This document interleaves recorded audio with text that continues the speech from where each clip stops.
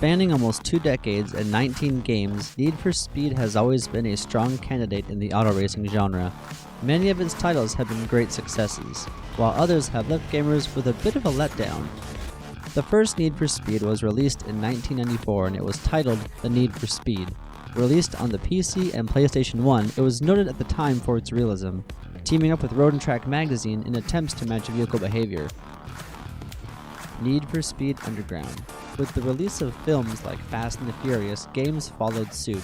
Imports were a huge thing in America, and Need for Speed knew that a game following the likeness of a Hollywood blockbuster would sell.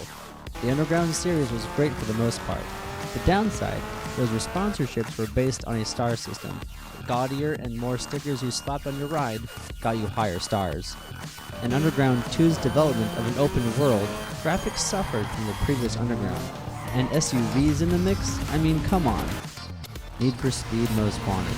For an Xbox 360 release title, Most Wanted looks amazing, bringing back the police chase with a bang.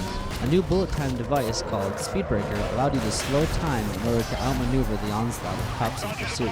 This game was great. Arcade controls mixed with high-speed chases made this game a lot of fun to keep playing. The story was silly and weak at best, but that's Need for Speed for you. Everyone! Need for Speed Carbon. Need for Speeds have always had a nice selection of various cars, from tuners, exotics, and muscle cars. Carbon was a sad attempt at bringing back the underground feel to the Need for Speeds. For being released after Most Wanted, it didn't look that great, and not much innovation here either. Only one new feature was the auto sculpting tool, which really just made your cars look stupid. Need for Speed Undercover. This is one purchase I wish I had not made in the series. Probably one of the poorer rated Need for Speeds. The game lacks any sense of spit and polish. There is no main menu, and the menus available to you in the game are convoluted. All the cars share the same body kit, spoiler, rim, and exhaust, so it shows complete lack of care for the series. The game has some new race types like highway battles and the like, but Undercover should really stay that way. Undercover.